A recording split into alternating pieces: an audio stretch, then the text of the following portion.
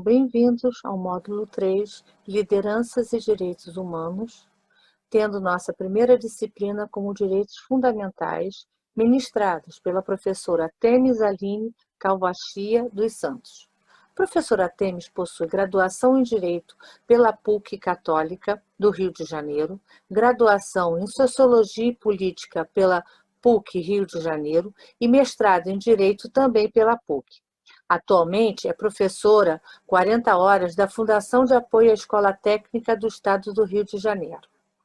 É membro da Academia de Letras Ana Amélia, membro da Academia de Artes e Letras e Ciências do Lions Club. Tem experiência na área de Direito, com ênfase em Direito, atuando principalmente nos seguintes temas: meio ambiente, direito informática, Constituição Federal, gênero e princípios constitucionais. Boa aula para vocês e qualquer coisa, nós estamos à disposição através do e-mail cursopós@lionsliderança.org.br. Até uma próxima vez. Gostaríamos de cumprimentar a todos. Hoje nós vamos falar sobre os direitos fundamentais e a liderança, dentro do curso de desenvolvimento da liderança. Nós vamos começar a tratar do tema a partir do paradigma da modernidade. Então, nós vamos fazer aqui uma linha do tempo, onde nós vamos traçar, desde a pré-história até a idade contemporânea, como que se construiu esse paradigma da modernidade e por quais transformações as concepções de organização social e de liderança foram sendo adotadas e transformadas pela humanidade, né? Então, inicialmente, vamos observar que, se nós formos lembrar como era a organização na pré-história, né? O homem, ele é um ser social. Então, num dado momento, ele percebe que ele quer viver em grupo, que ele não consegue viver isolado. E aí nós vamos ter algumas situações que nos interessam nesse momento. A primeira delas é a organização do espaço, né? Então, o homem vai organizar o espaço de forma circular, onde todas as cavernas, casas, enfim, quando ele sai das cavernas e começa a construir suas ocas, para pegar um exemplo dos indígenas brasileiros, né, para uma realidade mais próxima nossa. Então, ele ocupa o espaço de forma circular. E, de outro lado, como que surge a liderança, né? São alguns aspectos que fazem com que nós tenhamos uma noção de como que surgiu a liderança naquele momento. Pode ter sido pelo mais forte, pode ter sido por aquele que, num dado momento, iam todos para caçar. E aí um chega e fala para o outro assim, não, olha, hoje você vai caçar e eu vou ficar aqui organizando tudo, cortando madeira, lenha, etc., para quando você voltar, nós já termos o fogo para assar a nossa carne. E esta pessoa que foi designada para ir à caça não contesta. Então, surge essa liderança de forma espontânea, de forma natural, e ela não é contestada. Isso nós vemos no nosso dia a dia, na nossa vida, desde quando nós somos crianças, quando vamos brincar, ou mesmo na escola, na faculdade, enfim, vamos fazer um trabalho de grupo, e aí chega alguém e já começa a organizar as tarefas, enfim. Aquela pessoa, ela é o líder inato. E a partir do momento que ninguém contesta, que todo mundo concorda, essa pessoa então passa a ser o líder do grupo, ou na brincadeira, quando criança, ou aquele que vai organizar toda a brincadeira, enfim. Então, são as formas mais remotas de surgimento de liderança. Pelo mais forte também, pelo mais velho, aquele que detém maior sabedoria, enfim.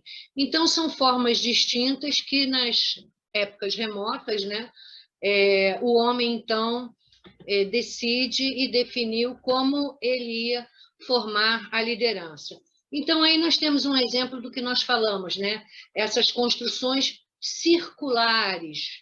E aí, de outro lado, é fácil também para este líder ter o controle de toda a sua comunidade, solucionar os conflitos, estabelecer as regras, porque ele tem, de qualquer ponto que ele esteja desta circunferência, ele tem acesso a todas as demais casas, ele tem acesso a todos aqueles que coabitam com ele nesta aldeia, ou tribo, ou o que quer que seja, né? E na Idade Antiga? E aí o que nós vamos observar? Nós vamos observar que, a partir do momento que a população vai crescendo, o homem, então, começa a ocupar o espaço de uma forma desordenada. Ele já não constrói mais obedecendo aquela linha circular. Ele já vai construindo um pouquinho mais fora daquela linha, um pouquinho mais distante, enfim. E aí nós vamos ter, a partir do surgimento da escrita, o início da história. E aí nós temos, então, a chamada Idade Antiga. E aí, nessa Idade Antiga, é que nós vamos ter o surgimento das chamadas polis, que são aquelas cidades gregas, né? E aí, o que nós vamos ter? Vamos ter as primeiras cidades-estado e a separação nítida e clara entre o espaço público e o espaço privado. Por quê? Porque, como esta ocupação do espaço ela não obedece mais àquela forma circular, ela é desordenada, ela se alastra pelo território, há necessidade do líder criar caminhos, abrir ruas, abrir estradas, levar água, levar saneamento básico, iluminação, enfim, para que todos possam ter acesso a todos os pontos daquela comunidade. Então, aí, a este espaço, que serão as ruas, que serão as estradas, enfim, é denominado de espaço público. E o espaço privado é aquele espaço da porta da casa para dentro, o espaço da religião, da fé, é também considerado um espaço privado. Então, há esta separação clara entre o espaço público e o espaço privado. E aí o homem, então, já não atende mais àquela sua necessidade de liderança, aquelas formas que eram adotadas anteriormente, como nós falamos, o mais velho, o mais forte, ou aquele que se manifestou e não foi contestado. Todos acataram as suas orientações, as suas sugestões, etc., sem qualquer questionamento. Então, neste momento, nós vamos ter 3 perguntas que o homem vai buscar responder. Quem tem o poder? Como chega ao poder? E o que faz no poder? Então, a essa resposta, nós vamos ter os filósofos gregos, né? E aí, entre eles, nós vamos ter Platão, que vai ser o primeiro a falar de uma forma de governo. Ele vai falar da utopia, de como deveria se organizar uma sociedade, e ele vai falar, então, da forma de governo república.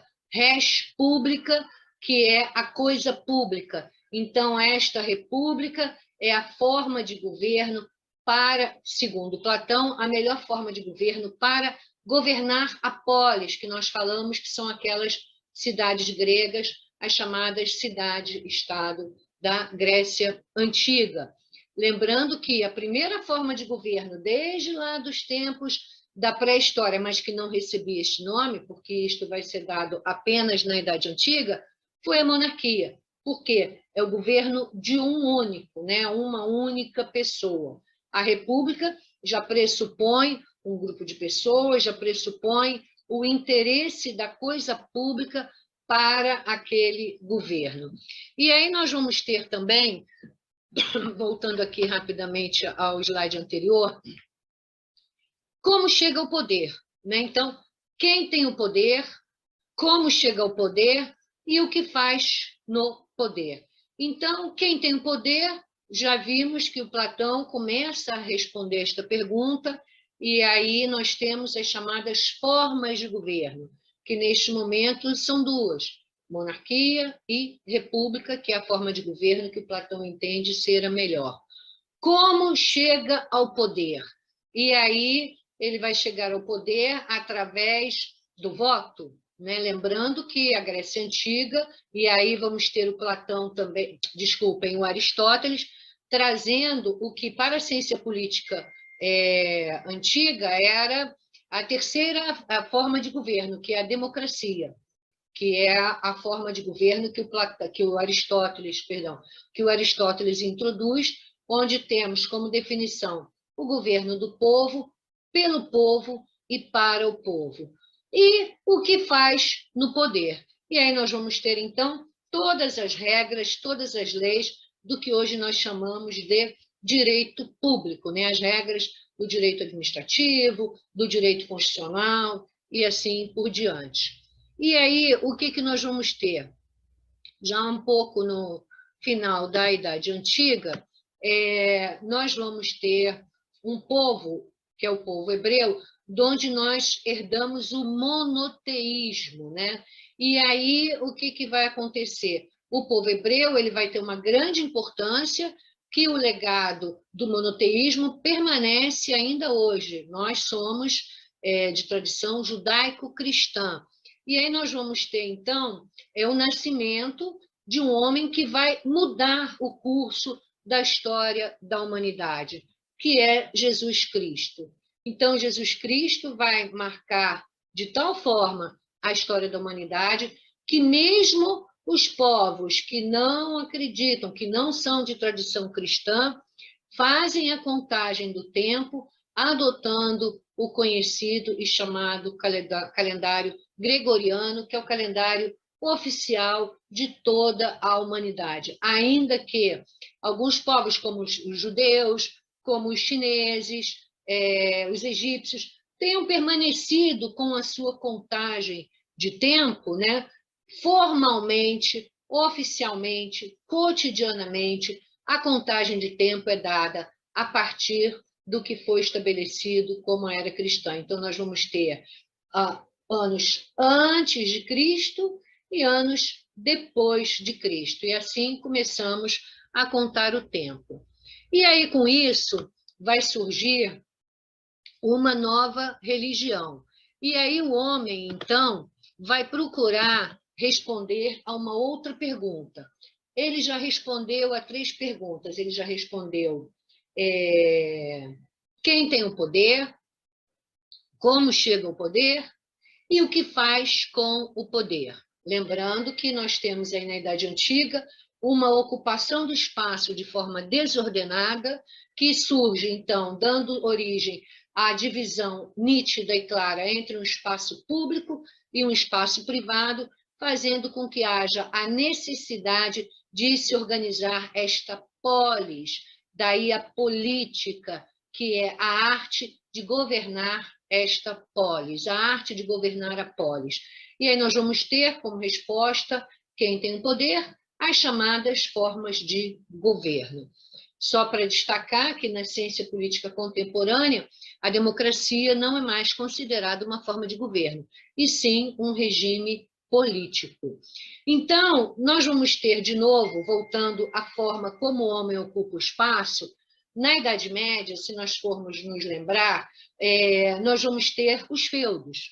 E o que são os feudos? São castelos e circundados, né, no seu interior, circundados por uma grande muralha, onde, no interior dessas muralhas, nós vamos ter estrebarias, enfim, a agricultura ali, o cultivo para a subsistência, vamos ter as habitações dos servos, dos soldados, enfim, de todos aqueles que vivem dentro daquele feudo. Então, se nós formos observar, o homem volta a ocupar o espaço de novo, de uma forma arredondada. E aí nós vamos ter, não no sentido pejorativo da palavra, mas no sentido literal, no sentido de uma mistura, de uma não separação nítida e clara entre o espaço público e o espaço privado. Por quê? Porque o rei ele vai governar e vai residir no mesmo espaço físico, que é dentro do feudo, né? E aí, de outro lado, voltando ao que nós estávamos falando anteriormente, a resposta que o homem vai querer, a pergunta, né, que o homem vai querer responder é a sua fé, é o seu interior, é a sua espiritualidade. Quem é esse Deus monoteísta, herdado dos hebreus, que está em todos os lugares, que é onipotente e que tudo pode, né? Que é onipresente, onipotente e onisciente. Tudo sabe, tudo pode e tudo vê. Da onde surge esse Deus? Surge, como nós falamos lá no monoteísmo dos povos hebreus, porque nós tínhamos povos politeístas, onde as divindades eram atribuídas a fenômenos naturais ou sobrenaturais para os quais o homem não tinha uma resposta, e também para virtudes e desvirtudes dos homens. E aí nós temos a mitologia grega, a mitologia romana, os orixás das religiões de matriz africana, a própria Índia, enfim, vários países do mundo que têm uma religião que é politeísta, são vários deuses. E aí, então, a partir da morte, principalmente de Jesus, quando se dá, no caso específico, a contagem do tempo é do nascimento dele, né? Mas a partir da morte dele é que começa a se desenhar esta nova religião, o cristianismo. E aí, então, o homem vai querer entender quem é este Deus, né? Como que ele é onipotente, como que ele é onipresente e como que ele é onisciente. Então, o homem vai procurar responder a estas perguntas que dizem respeito, então, à sua organização espiritual. Porque, como nós já vimos, do ponto de vista da organização política e social e de ocupação do espaço, ele já havia se organizado, né? Então, como nós falamos, os feudos vão reorganizar essa ocupação do espaço de forma circular, mas o que vai ocorrer? Nós vamos ter, ao final, né, da Idade Média, já se encaminhando para o final da Idade Média, nós vamos ter uma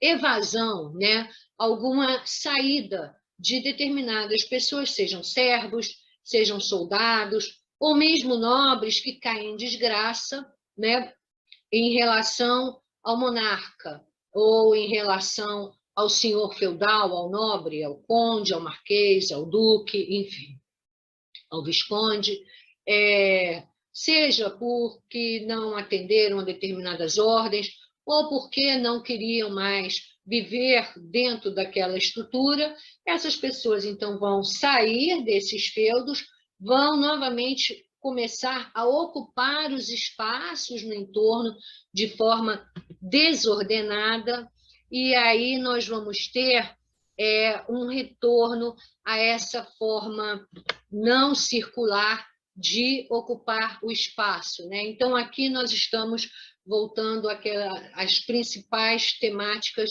da Idade Média, como nós já falamos, que é a estruturação e consolidação da religião, no caso, o cristianismo, a religião católica, e o teocentrismo, né? Deus é o centro de todas as atenções. Então, se nós observarmos a própria arquitetura gótica, nós vamos ver que as igrejas elas são pontiagudas, né? Tem aquelas torres bem altas e pontiagudas, porque quanto mais alto, mais próximo de Deus. E aí nós voltamos a falar do que nós havíamos começado, que era essa insatisfação ou uma punição, alguém que é expulso desse feudo por algum motivo, vai ocupar esse espaço de forma desordenada. Então, se vocês observarem na fotografia, nós vamos ver lá atrás o castelo, e aqui fora já uma ocupação desordenada, não mais naquela forma circular, mas sim uma cidade cercada, porque os burgos, as cidades, naquela época, para evitar invasões, elas construíam muralhas no seu entorno, mas não mais estavam dentro do feudo. Essas habitações já estão fora do território feudal, do território do feudo. Então, nós vamos ter aí o surgimento de uma nova classe social que ainda não é reconhecida como classe social. Por quê? Estes ex-servos, estes ex-soldados, estes ex-nobres que, por algum motivo, saíram do feudo, vão habitar nestas cidades, né, essas novas habitações, que vão ser chamadas de burgos, e aí vão precisar dar-se de sustento, vão precisar organizar a sua mantença, já que não contam mais com a proteção, seja do monarca, seja do senhor feudal, do nobre, que é o dono daquele feudo. Então, eles vão se destacar e vão se dedicar à atividade comercial. Então, nós vamos ver aqui já o surgimento da Idade Moderna, onde então nós vamos ter esta nova conformação de ocupação do espaço, não mais dentro do feudo, não mais circular, e aí volta aquela ocupação que nós falamos desordenada, no sentido de que não obedece a uma linha certinha, a um círculo imaginário certinho, mas sim vão ocupando diferentes espaços dentro daquele território. Então, nós voltamos àquela forma lá que surgiu lá na Idade Antiga de ocupação do espaço. E aí estas cidades vão receber o nome de burgos. E aí as pessoas que moram nos burgos vão ser chamadas de burgueses. E aí o que nós vamos ter? De um lado, uma nova atividade econômica e um enriquecimento desses burgueses através da atividade comercial, que é essa nova atividade econômica, e vamos ter também, de outro lado, o surgimento da chamada ciência, né? Porque nós vamos ter, principalmente com John Locke, a ideia de que a produção do conhecimento se dá através do experimento. É importante lembrar aqui que a primeira ciência é a filosofia, né? Que surge lá na Idade Antiga. Mas aqui nós estamos nos referindo a esta ciência, nessa concepção que nós temos hoje, né? Que quando nós falamos em ciência e fechamos os olhos para imaginar um cientista, aí imaginamos aquele senhor grisalho, com o cabelo descabelado, com tubos de ensaio saindo fumacinhas. Então, é esta ciência que nós estamos nos referindo agora, e especificamente ao John Locke, que é um dos pais do empirismo, que diz que a produção do conhecimento se dá através do experimento. E aí, com isso, nós vamos ter também o ressurgimento do chamado racionalismo, que é uma corrente filosófica de pensamento que tem início lá na Idade Antiga, mas vai se fortalecer também na Idade Moderna, especialmente com Descartes, com aquela frase dele, né? Penso, logo existo. Então, o que nós vamos ter também? E aí o rompimento também dessa relação intrínseca e endógena do homem com a natureza, onde ele ainda era parte da natureza, a natureza era algo que ele temia, tanto que, se formos olhar lá no politeísmo, fenômenos naturais ou sobrenaturais para os quais ele não tinha resposta, ele atribuía a uma divindade, né? Então, a partir da Idade Moderna, com essa ideia desta ciência, desta produção do conhecimento baseada no experimento, nós vamos ter, então, que o homem deixa de ser parte integrante da natureza, ele passa a ser o sujeito e a natureza, o objeto a ser domado e domesticado por ele. E aí nós vamos ter também, ainda na Idade Moderna, e eu vou voltar aqui ao slide do Descartes,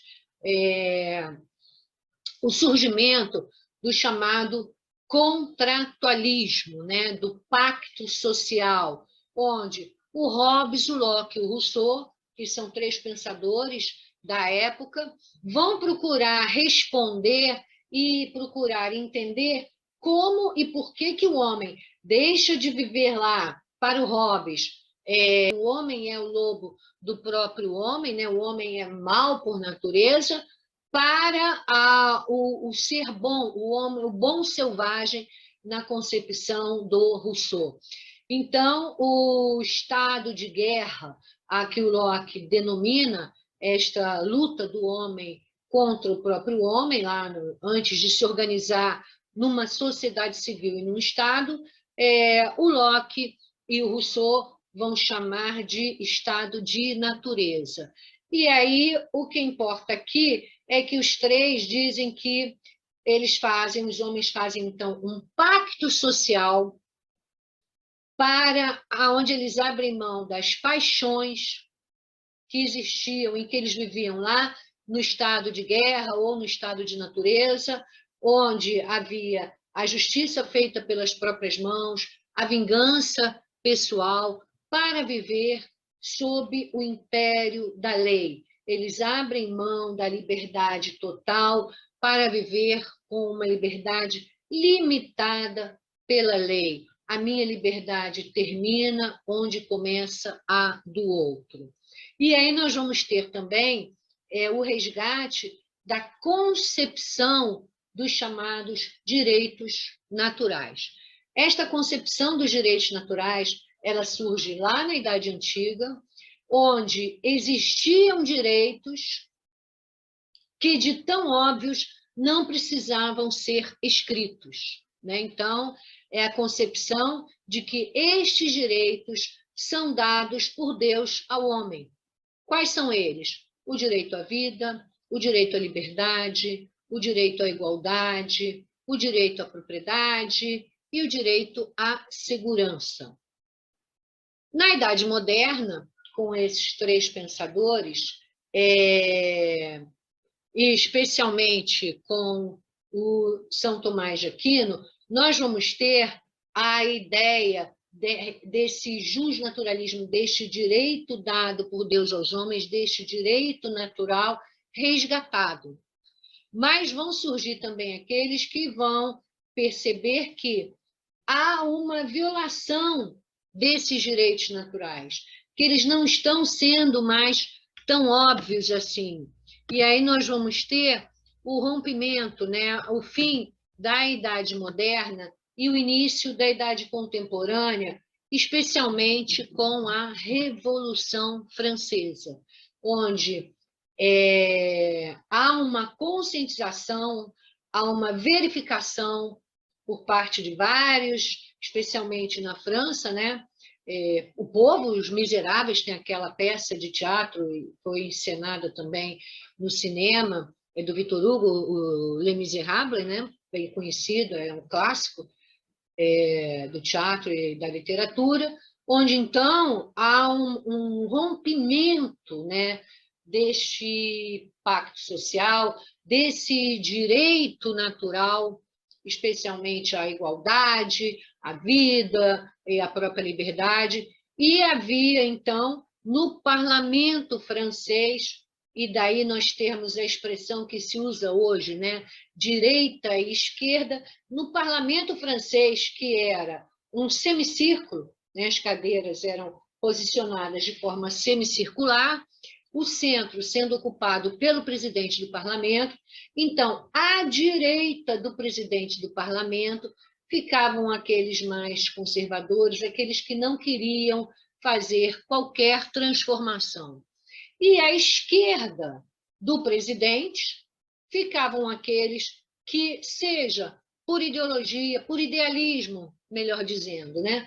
Por idealismo, ou mesmo para continuar a se manter no poder, queriam que reformas fossem feitas, né? Então, daí que hoje se tem essa expressão direita e esquerda, porque era a posição que estes parlamentares ocupavam no parlamento francês em tempos imediatamente anteriores à Revolução Francesa. E aí nós vamos ter, então, já anterior até a Declaração dos Direitos do Homem e do Cidadão, produto da Revolução Francesa, e nós vamos ter já nos Estados Unidos a Declaração de Virgínia, né, onde vai estabelecer esses direitos naturais já vão deixar de ser naturais para serem direitos positivos, porque eles não são mais tão óbvios como eles eram anteriormente, foram violados inúmeras vezes ao longo da história, e então surge a necessidade de positivá-los, de escrever. E aí nós vamos ter a Declaração dos Direitos do Homem e do Cidadão, produto, né, da Revolução Francesa, que é considerada informalmente como a primeira Constituição da humanidade, mas ela não é uma Constituição, mas do ponto de vista para termos uma referência, né, como um ordenamento de leis, etc., que tratam, então, desses direitos humanos. E aí são eles, repetindo, aqueles direitos naturais que deixam de ser naturais e passam a ser positivados, que são o direito à vida, o direito à liberdade, o direito à igualdade, o direito à propriedade e o direito à segurança. E nós vamos ter também, no Locke, na Idade moderna, né, que ele antecede, ele é anterior à Revolução Francesa, o criador também do chamado liberalismo político e também do chamado liberalismo econômico.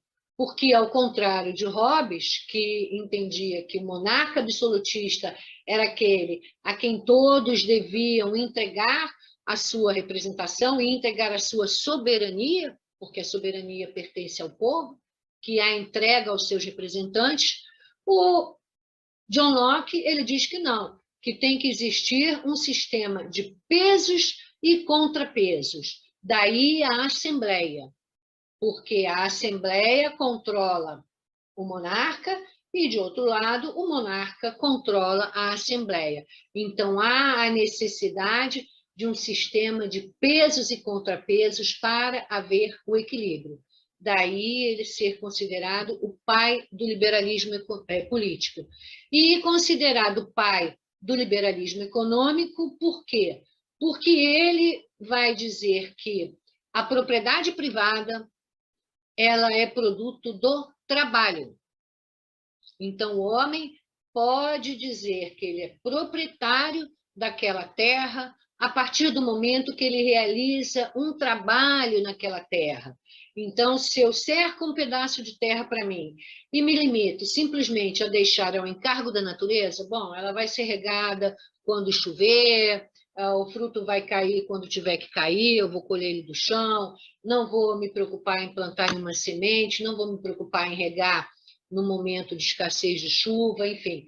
Então, se eu não realizo nenhum trabalho naquela terra, eu não posso me alegar como proprietário daquela terra. Então, daí surge esta concepção do Hobbes do Locke sobre o liberalismo econômico. Então, ele é considerado o pai do liberalismo econômico. E o Rousseau vai, então, trazer de novo, resgatar essa concepção da democracia que vai ser implementada, então, na França pós-Revolução Francesa, e é o que nós estamos aqui agora falando, que é da Idade Contemporânea. Então, o primeiro marco desta entrada na Idade Contemporânea é a Revolução Francesa. E aí nós vamos ter a chamada Era dos Direitos, porque vão surgir os direitos humanos, depois, no século XIX, com Karl Marx, vão surgir, posteriormente, né, o Karl Marx traz a ideia, mas formalmente como direitos um pouco posterior, mas vão surgir os chamados direitos sociais, porque o Marx vai trazer uma nova concepção desta produção de riqueza, né? Ele vai trazer o trabalhador para o centro das atenções, né? Então, ele vai dizer que aquele que produz a riqueza é quem fica com a menor parte dela. Então, ele começa com seus escritos e distribui os seus manuscritos e panfletos nas portas das indústrias, etc. E ele começa a trazer essa concepção do capitalismo, né? Esse conceito de capital, e aí ele vai dizer que o trabalhador, então, vende a sua força de trabalho em troca de um salário, e vai falar também da mais-valia, etc. Vários conceitos que vão mais tarde dar origem ao que se chama de direitos sociais.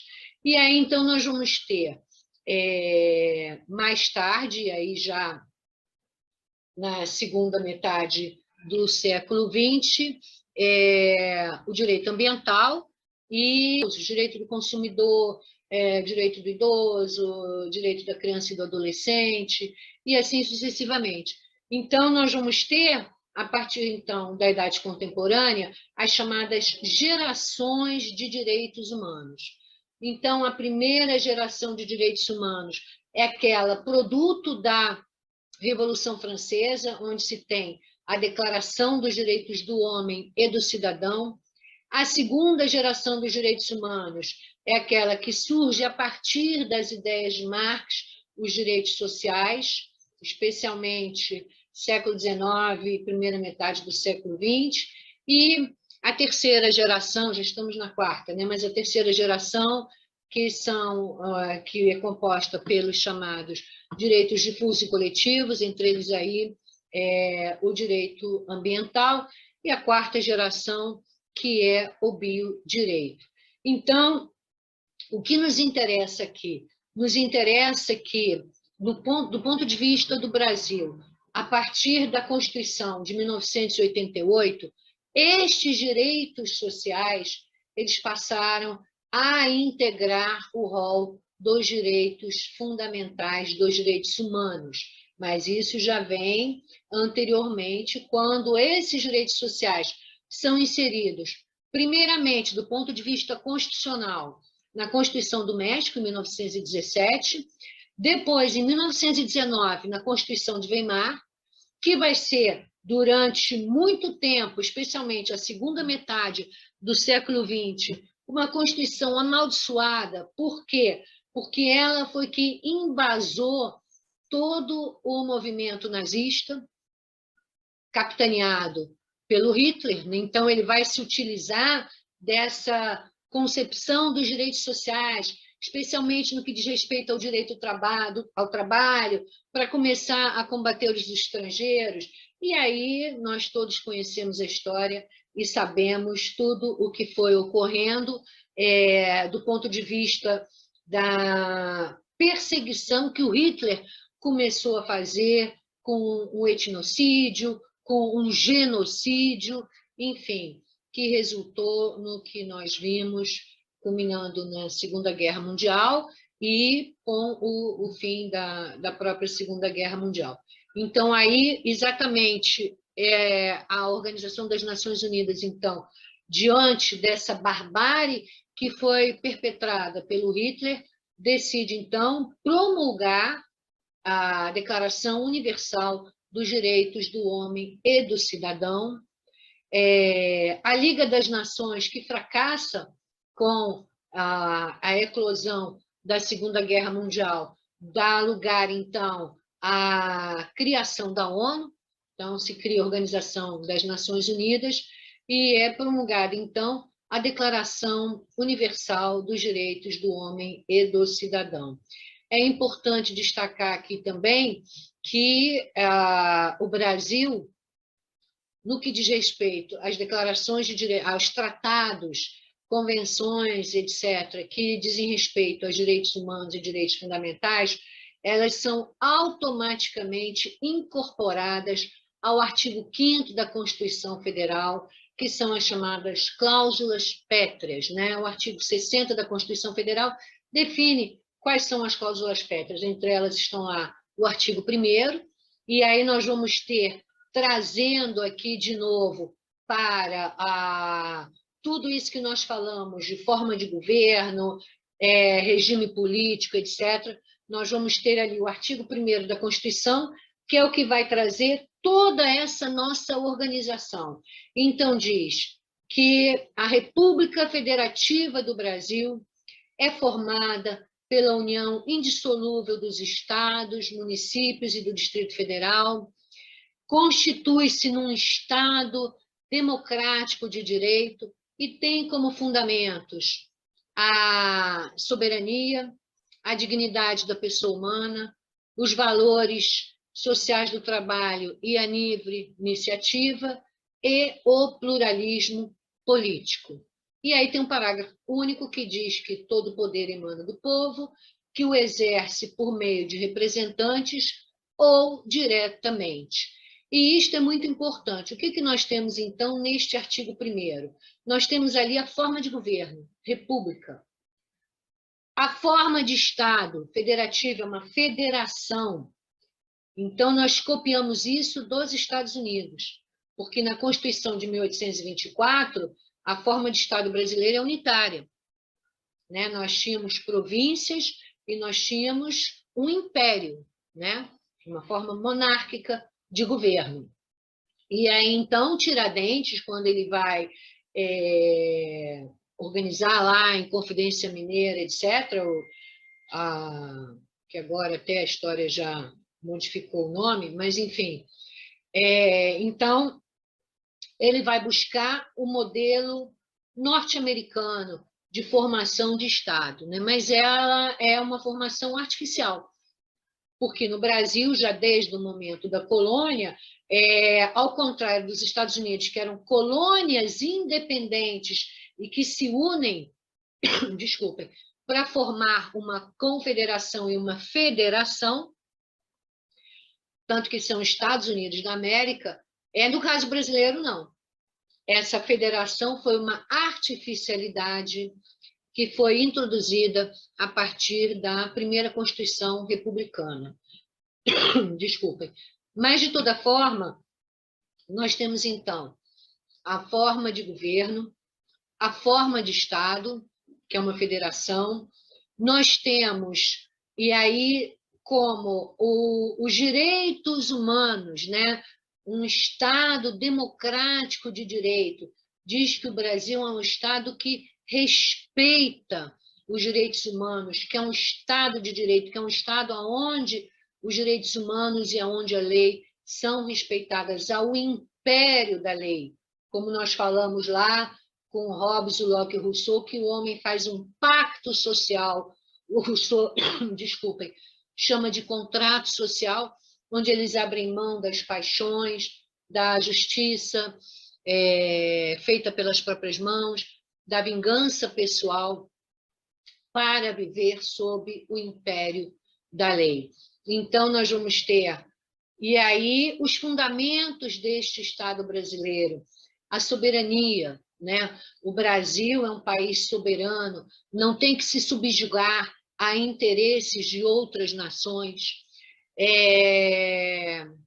A dignidade da pessoa humana, né? O respeito à dignidade da pessoa humana, os valores sociais do trabalho, e aí nós temos aí, novamente, os direitos sociais, a valorização do trabalho e da livre iniciativa.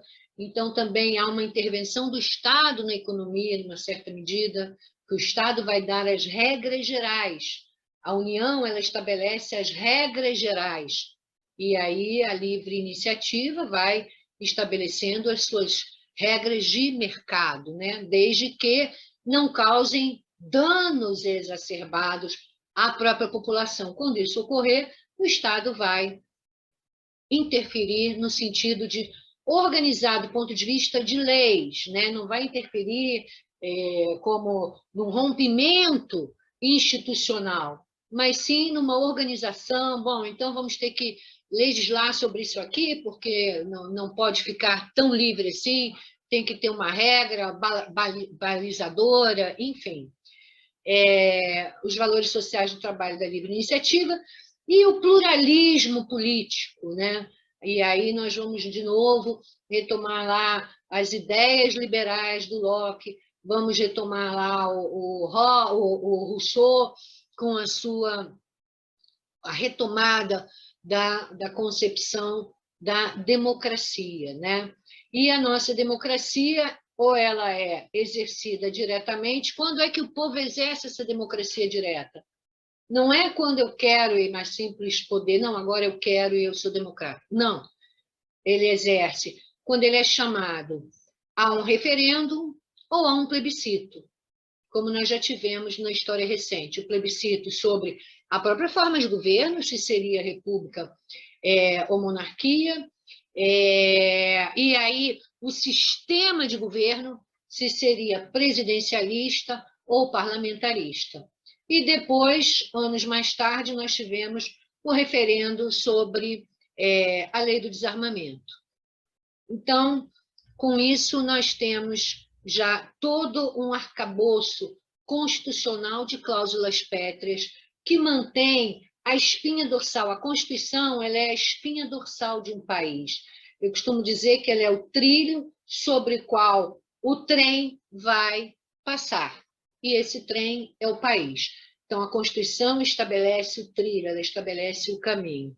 E aí, voltando ao artigo 5º, que também composto de 70 e tantos incisos, são todos cláusulas pétreas da Constituição, cujo maior bem a ser preservado é a vida, tanto que o julgamento dos crimes contra a vida ele se dá pelo tribunal do júri, que significa dizer que a sociedade quem vai julgar aquele que cometeu o crime mais grave, que é o crime contra a vida.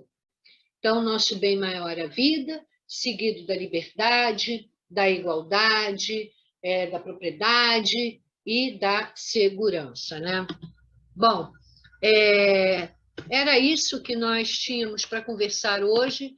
Na próxima aula, nós vamos, então, falar sobre os direitos sociais. Nós vamos, então, trabalhar especificamente com os direitos sociais e, na última aula, então, essa questão da liderança e dos direitos sociais.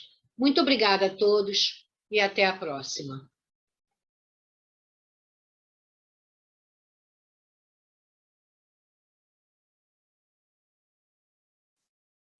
Hoje nós vamos falar sobre os direitos sociais e as bases constitucionais para essas ações positivas do Estado. Dando continuidade ao que nós começamos a conversar na aula passada, nós vamos fazer aqui uma rápida recapitulação. Nós conversamos sobre a origem desses direitos naturais, que começam com uma concepção de direitos óbvios, produto da razão humana na Idade Antiga. Depois, no final da Idade Média, especialmente com São Tomás de Aquino, surge essa concepção do justnaturalismo, que são esses direitos naturais que são dados por Deus aos homens. E, do mesmo modo que a concepção de que esses direitos são produto da razão, lá da Idade Antiga, especialmente da Grécia Antiga, são direitos que, de tão óbvios, não precisam estar escritos. Na Idade Moderna, essa concepção do justnaturalismo ela vai ser dada por Hobbes, Locke e Rousseau, entre outros. Eles resgatam, eles mantêm, eles retomam essa concepção do São Tomás de Aquino e culmina no final da Idade Moderna com a Revolução Francesa, onde então esses direitos naturais passam a ser positivados e através da Declaração dos Direitos do Homem e do Cidadão. Então nós vamos ter a Idade Contemporânea, o paradigma chamado de Era dos Direitos, onde vão surgir então diferentes gerações desses direitos humanos, ou para alguns autores, diferentes dimensões. Essa ideia de gerações, ela não é uma ideia unânime na doutrina, né? Alguns autores entendem que se você falar de geração, há a ideia de que a primeira geração termina para o surgimento da segunda, quando na verdade não. Essa ideia de gerações, ela transmite uma noção das transformações pelas quais esta concepção de direitos humanos foi passando valores e princípios que foram agregados a esses direitos humanos de primeira geração. Então, um dos fatores de debate entre esses direitos humanos, especialmente a primeira geração e a segunda geração, diz respeito à igualdade, ao direito à igualdade. Então, para alguns autores, ou isso chega a ser unânime, a primeira geração dos direitos humanos, ela trata a igualdade sob o aspecto formal. É uma igualdade, perdão, uma igualdade de todos perante a lei. Todos são iguais perante a lei, sem distinção de qualquer natureza. E já a partir das concepções de Marx, essa igualdade ela tem um pressuposto material. Trata-se de uma igualdade material de condições, onde você vai minimizar a distância entre aqueles que muito têm daqueles que nada têm. E esta distinção entre essas duas diferentes concepções de igualdade é que vão determinar o que nós conhecemos como a Guerra Fria. De um lado, nós vamos ter a defesa dessa igualdade formal perante a lei, das liberdades, etc., os Estados Unidos, e, de outro lado, a União Soviética. E aí nós vamos ter, a partir do final da Segunda Guerra Mundial, uma nova percepção dessa igualdade material, desses direitos chamados direitos sociais, de diminuição de uma sociedade mais justa e fraterna, da diminuição entre as diferenças sociais. E esses progressistas, esses idealistas que seguiam essa tradição de pensamento socialista, vão perceber que não há a necessidade de se fazer a revolução do proletariado, como previu Marx, para se chegar ao poder. Daí tem origens chamadas sociais-democracias, predominantes ainda hoje nos países escandinavos, na Holanda, entre outros países do nosso planeta. E aqui nós trouxemos o caso específico da Inglaterra, no pós-Segunda Guerra Mundial, onde foi detectado que haviam 5 gigantes a serem combatidos para a reconstrução do país devastado pela guerra. Então, esses 5 gigantes a serem combatidos são a pobreza, a doença, a ignorância, a miséria e a ociosidade. Então, para o combate à pobreza, houve a segurança, a seguridade social, né? O sistema de seguridade social, a exemplo do que nós temos aqui no Brasil. Do modo de combate à doença, surge o Sistema Nacional de Saúde Pública. No combate à ignorância, a educação pública e gratuita. No combate à miséria, um programa de construção de casas populares pelo Estado, né? Casas construídas, habitações construídas pelo Estado. E no que diz respeito à ociosidade, a empregabilidade total, né? A ocupação total da população, buscar chegar a este ideal de ocupação total da população. Então, nesse sentido, os direitos sociais, como nós dissemos, que são os direitos humanos de segunda geração, ou para alguns autores, direitos humanos de segunda dimensão, de acordo com José Afonso da Silva, eles são prestações positivas proporcionadas pelo Estado, direto ou indiretamente, enunciadas em normas constitucionais que possibilitam melhores condições de vida aos mais fracos, direitos que tendem a realizar a igualização de situações sociais desiguais. São, portanto, direitos que se ligam ao direito de igualdade, dentro daquela concepção que nós falamos de uma igualdade material. Então, são atuações positivas do Estado. A Constituição Federal, no seu artigo 6º, então, elenca quais são esses direitos sociais. São eles a educação, a saúde, a alimentação, o trabalho, a moradia, o lazer, a segurança, a previdência social, a proteção à maternidade e à infância, a assistência aos desamparados, na forma desta Constituição. E aí, por fim, nós vamos ter, então, as bases constitucionais para a ação positiva do Estado. E aí nós vamos aqui recordar o artigo 1º da Constituição Federal, que traz os fundamentos do Estado brasileiro, da República Federativa do Brasil, que são eles: a soberania, a dignidade da pessoa humana, os valores sociais do trabalho e a livre iniciativa e o pluralismo político.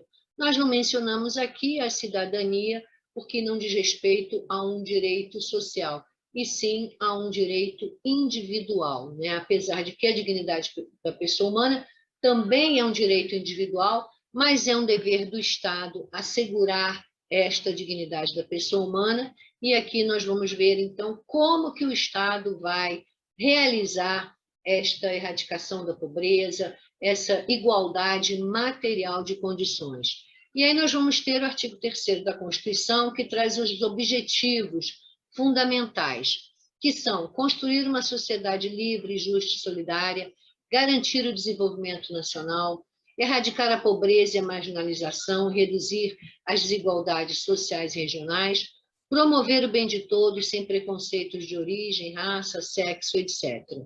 E nós vamos destacar aqui o artigo 5º da Constituição Federal, que é o artigo que traz os chamados direitos humanos de primeira geração, que são aqueles direitos e garantias individuais. Então, nós ressaltamos aqui o inciso 23, que trata da propriedade, determinando que a propriedade atenderá à sua função social. O inciso 22 assegura a propriedade privada, é assegurado o direito de propriedade. Mas, de outro lado, esta propriedade tem que atender à sua função social. E o que significa isso? Significa que você tem que ter uma terra que seja produtiva, você tem que gerar riquezas, você tem que gerar emprego, você tem que procurar minimizar a desigualdade social com o uso útil da sua propriedade. Esse inciso aqui é o que fundamenta a reforma agrária, é o que fundamenta a desapropriação no interesse coletivo, como, por exemplo, para abrir uma rua, ou para construir, como foi o caso no Rio de Janeiro, da linha amarela, por exemplo, ela ia passar por determinado percurso e houve a necessidade de se desapropriar casas, etc., que estavam no trajeto desta linha amarela, e, obviamente, que, nesses casos, há uma compensação financeira, há um pagamento, o Estado indeniza, o Estado paga ao proprietário as benfeitorias e a própria propriedade em si, né? O artigo 6º, então, como nós já vimos, trata dos direitos sociais, e aí nós vamos ter o artigo 170, que a partir do artigo 170 em diante, é que nós vamos ter o título que trata da ordem econômica. Então, o artigo 70, ele vai dizer qual é o fundamento da ordem econômica. A ordem econômica, fundada na valorização do trabalho humano e na livre iniciativa, tem por fim assegurar a todos existência digna, conforme os ditames da justiça social, observados os seguintes princípios. Aí, de novo, repete o que trata no artigo 1º, a soberania nacional, a propriedade privada, a função social da propriedade.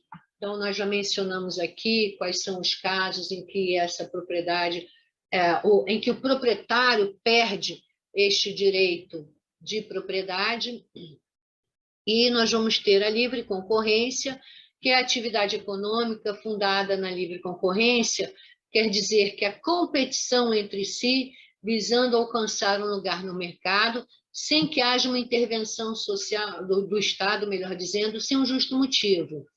Todavia, essa intervenção ela vai se dar quando houver um cartel, quando houver dumping, etc., que são atividades econômicas que prejudicam a livre concorrência, que não permitem que haja a livre concorrência. A defesa do consumidor, e porque o consumidor, de acordo com a definição do Código de Defesa do Consumidor, é o último, né? É o destinatário final do produto. Tem toda aquela cadeia, desde o produtor aos intermediários, enfim, até a loja que vai vender o produto e o consumidor é aquele destinatário final. E ele, nesta relação de consumo, ele é o hipossuficiente, ele é o vulnerável. Então, desta forma, a economia, o Brasil, a economia, o Estado brasileiro vai preservar esta defesa do consumidor, esta relação de consumo, a fim de que este consumidor hipossuficiente não fique em desvantagem em relação ao que se chama de poder econômico.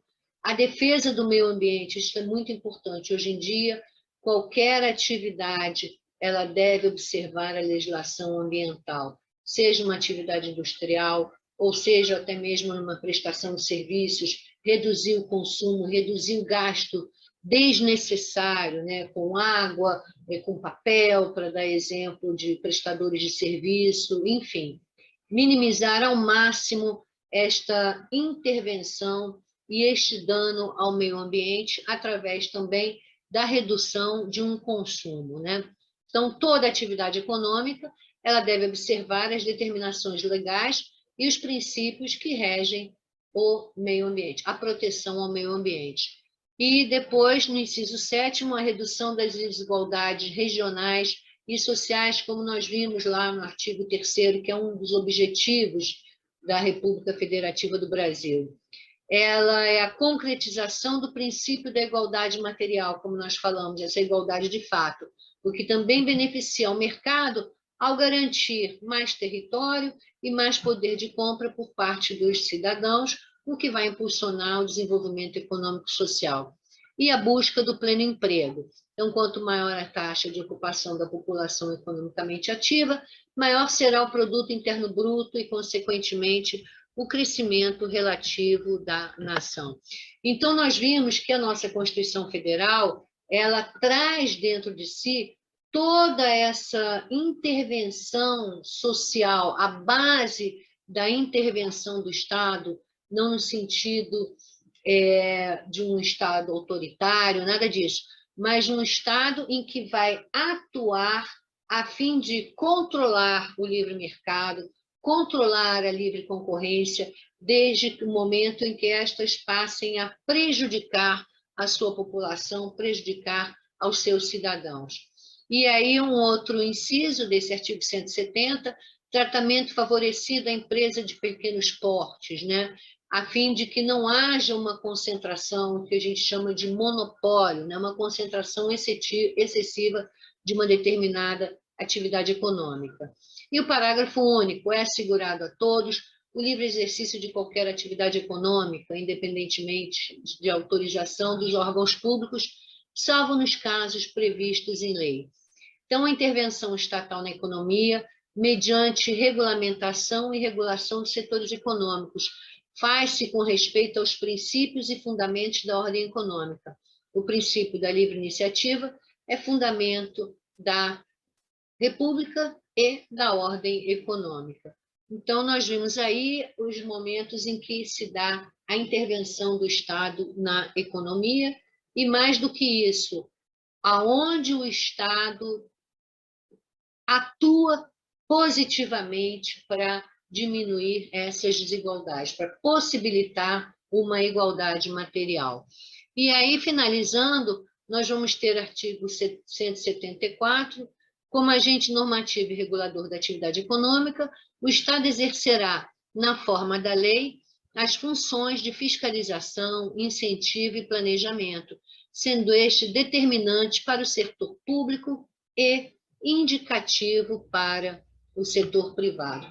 Com isso, nós temos escrito na Constituição Federal, que é a nossa carta maior, a nossa carta magna, é a lei que vai ordenar toda e qualquer atividade, toda e qualquer ação dentro do Estado brasileiro, bem claro e objetivo quais são as ações que o Estado deve ter para minimizar as desigualdades, para erradicar a pobreza, para assegurar estes direitos sociais. Então, era isso que nós tínhamos para conversar hoje e continuamos, então, na próxima aula. Muito obrigado a todos.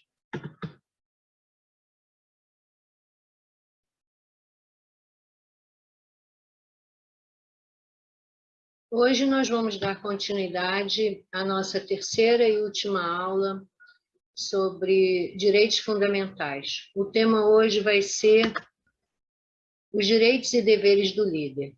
Então, vamos só recapitular rapidamente o que conversamos na aula passada, que foi sobre as bases constitucionais para a ação positiva do Estado. E aí nós mencionamos, então, os artigos da Constituição Federal que tratam dessas bases constitucionais e acrescentamos também a parte toda que trata da previdência social, né? Então, é importante que nós tenhamos em mente como que surgem esses deveres, né? Qual é a origem dos deveres.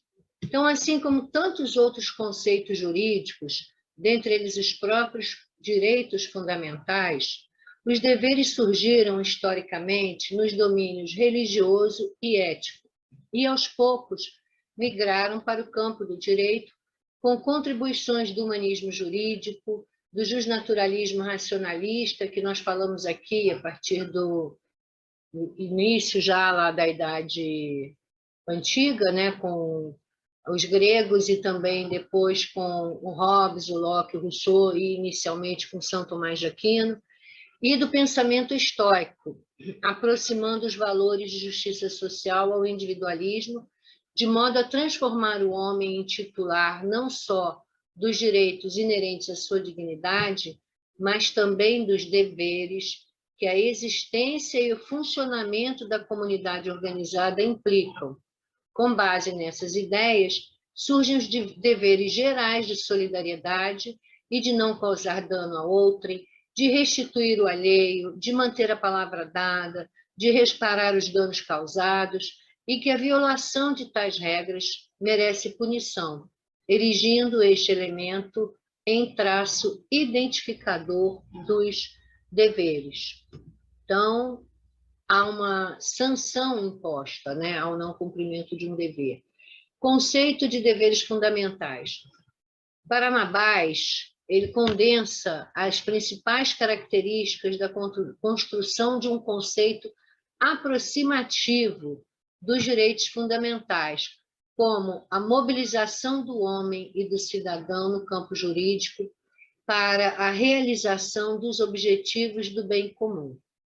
São deveres jurídicos de especial significado para a comunidade, exigíveis pela ordem jurídica vigente, que independem das vontades de seus titulares, aplicáveis tanto em relação direta com o Estado, é uma eficácia vertical, como na relação entre as pessoas, eficácia horizontal.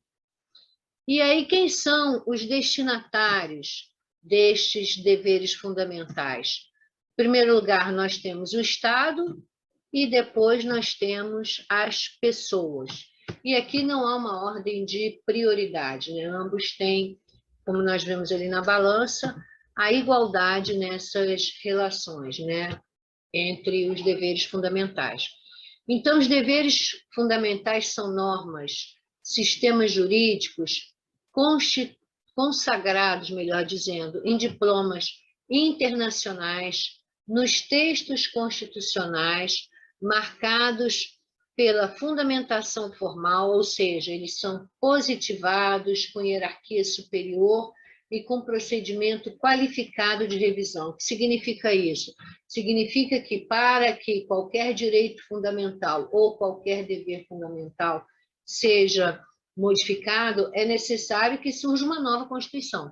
No caso brasileiro, a Constituição de 1988, como são cláusulas pétreas, então, para que haja uma modificação, apenas se promulgando uma nova Constituição. Como os direitos humanos ou fundamentais, que nós acabamos de dar o exemplo aqui, no artigo 5º da Constituição e 6º, com os quais se relacionam com certo grau de autonomia.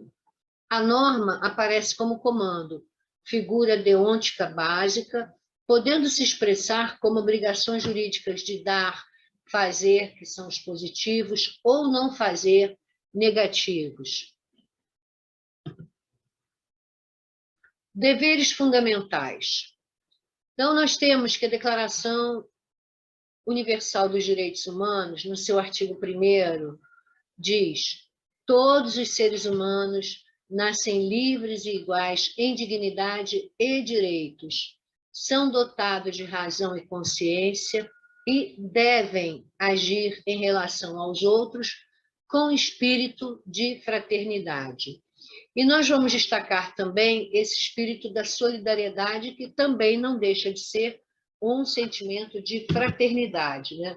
Então, a solidariedade, ela também é consagrada e colocada como um desafio universal, previsto na Declaração Universal dos Direitos Humanos, no artigo 29, inciso 1.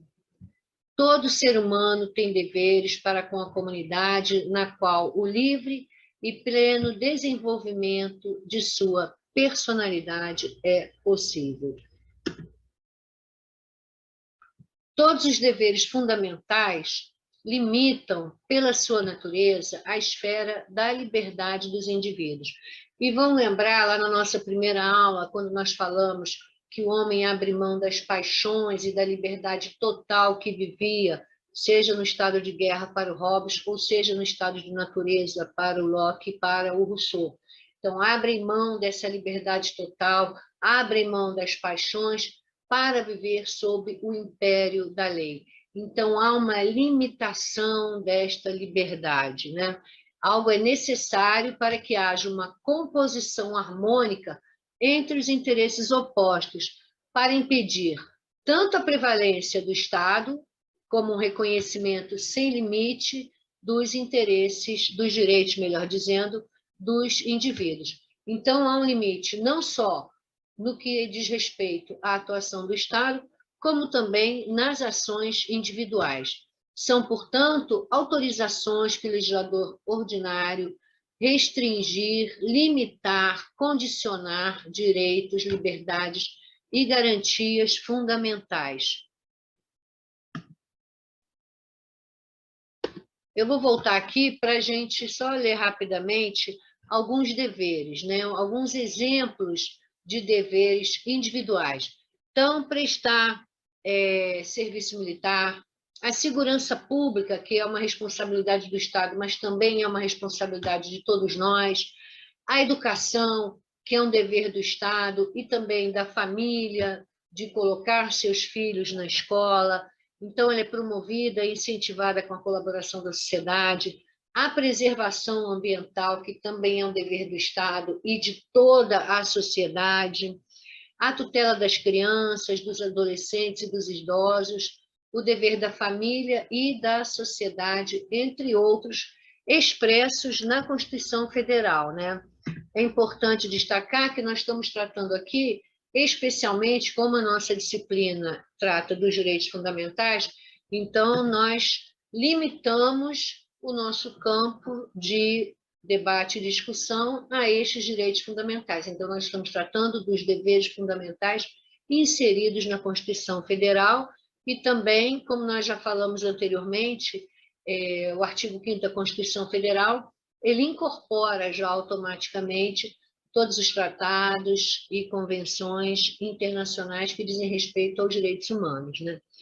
Então, é importante também dizer que não há direitos sem deveres.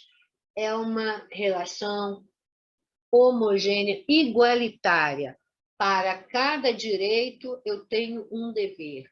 E eu só posso exigir o meu direito depois que eu cumprir o meu dever.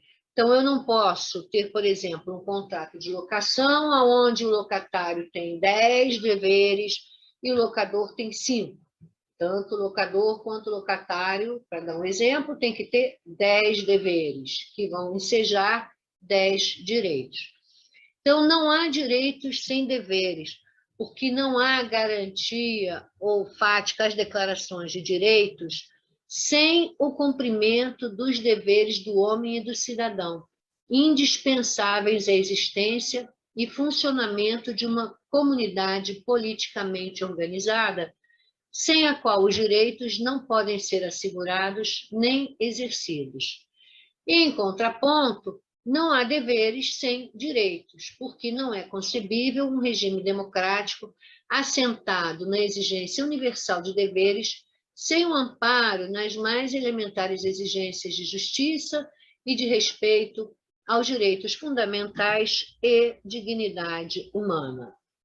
Então, direitos e deveres humanos fundamentais são destinados a servir à proteção da dignidade humana, tanto como garantia contra violações do poder político do Estado, como garantia pelo Estado contra violações dos poderes sociais, notadamente econômicos e culturais, de modo que toda interpretação acerca dos deveres humanos fundamentais deve seguir esta relação triangular entre direitos, deveres e dignidade da pessoa humana.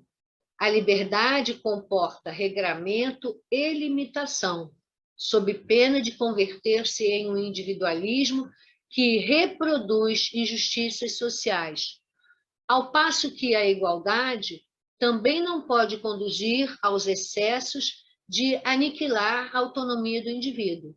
São contribuições históricas filosóficas que se complementam, não se excluem. Então, aqui nós vamos elencar rapidamente alguns deveres dos líderes, né, levando em consideração o que nós tratamos aqui dentro dos direitos fundamentais, dos direitos humanos, dos direitos sociais, que estão inseridos como direitos fundamentais. Então, primeiro, a responsabilidade social, né? Toda empresa deve dar um retorno à comunidade a qual ela está inserida, né? Então, você tem, por exemplo, a Firjan, essas fundações de organizações de categoria e de classe, que acabam também desenvolvendo trabalhos sociais, enfim, de nível também educacional, né? A responsabilidade normativa, no sentido do cumprimento das leis e regras, né? E a responsabilidade ambiental também. Nós já falamos anteriormente que não há hoje como se exercer, se realizar qualquer atividade de qualquer natureza sem observar a legislação ambiental. E quanto mais não seja, no mínimo, não, eu tenho um escritório, eu trabalho, sou uma advogada e trabalho no escritório. Então, o mínimo que eu posso fazer dentro do meu escritório é ter um consumo consciente, minimizar o meu lixo, reduzir o meu consumo desnecessário, né? Então, quais são os princípios que devem reger um bom líder?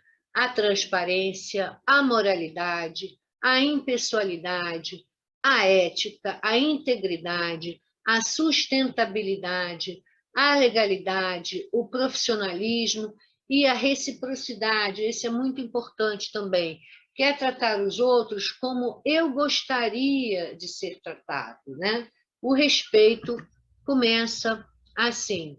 E aí vamos falar, então, rapidamente, já estamos nos encaminhando para o final, dessa responsabilidade socioambiental, que hoje em dia é ponto importantíssimo e relevantíssimo para qualquer liderança. Ter isso em mente e colocar isto em prática, agir levando em consideração essa responsabilidade socioambiental, que é a responsabilidade que a empresa tem com a sociedade e com o meio ambiente, além das obrigações legais e econômicas, como nós falamos anteriormente, né? Então, apesar de ser bastante utilizado, observa-se que há erros na concepção dessa responsabilidade socioambiental, ou seja, se uma empresa apenas obedece normas e leis do seu setor, no que tange ao retorno à sua sociedade, esta ação ela não pode ser considerada uma responsabilidade socioambiental. Ela estaria apenas exercendo o seu papel de pessoa jurídica. As empresas socialmente responsáveis são aquelas que vão além da mera obrigação legal. É uma forma da empresa responder à cobrança de seus consumidores e sociedades por produtos feitos de uma forma sustentável. Exige que a empresa revise seu modo de produção e padrões de consumo. Dentre as principais ações, lida com projetos de reciclagem, saneamento, reflorestamento, educação ambiental e coleta de lixo. E aqui algumas frases que nós vamos trazer de grandes líderes mundiais, né?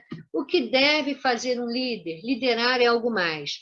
É estar atento à imagem de poder que você percebe e à forma como você lida com a autoridade na empresa. Nossa arrogância muitas vezes nos leva a buscar soluções complexas para problemas muito simples. Mohamed Yunus, Nobel da Paz em 2006, economista da Grameen Bank, em Bangladesh, e pai do conhecido microcrédito. Liderar é algo mais, é estar atento à sua equipe de trabalho e às necessidades que esta apresenta. Não tenho necessariamente que gostar de meus jogadores e sócios, mas como líder devo amá-los. O amor é lealdade, o amor é trabalho em equipe, o amor respeita a dignidade e a individualidade. Esta é a força de qualquer organização. Vince Lombardi, técnico legendário da NFL Green Bay Packers e Redskins. Liderar é algo mais, é promover um clima organizacional agradável, pautado no respeito e responsabilidade. Homens e mulheres desejam fazer um bom trabalho, se lhes for dado o ambiente adequado, eles o farão. William Bill Hewlett, daquela grande empresa conhecida, Hewlett Packard, muito conhecida pelas calculadoras, elétricos e eletrônicos, de modo geral, né? Especialmente eletrônicos. Engenheiro eletrônico e cofundador da HP, Hewlett Packard, que acabamos de mencionar. Liderar é algo mais, porque liderar é saber apoiar nos momentos decisivos. Se há alguma coisa pela qual gostaria de ser lembrado, é ter ajudado as pessoas a compreender que liderança é ajudar outras pessoas a crescer e alcançar o sucesso. Jack Welch, ex-CEO da GE, eleito gestor do século pela Fortune Magazine, formando 52% dos CEOs mais importantes do mundo. E, por fim, o líder maior de todos, independentemente de aspecto religioso, né? Mas como um homem que veio a modificar a humanidade. E, principalmente, quem quiser ser líder tem que aprender a servir. Quem quiser ser líder deve ser o primeiro servo. Se você quiser liderar, deve servir. Jesus Cristo. Adaptação de Mateus 20, 26, 27. Bom, era isso que nós tínhamos para conversar hoje. Eu queria dizer que foi um prazer enorme poder participar desse curso. Espero ter contribuído e estou à disposição para dúvidas, etc., que vocês venham a ter. Qualquer contato, qualquer coisa, podem entrar em contato comigo. Um abraço.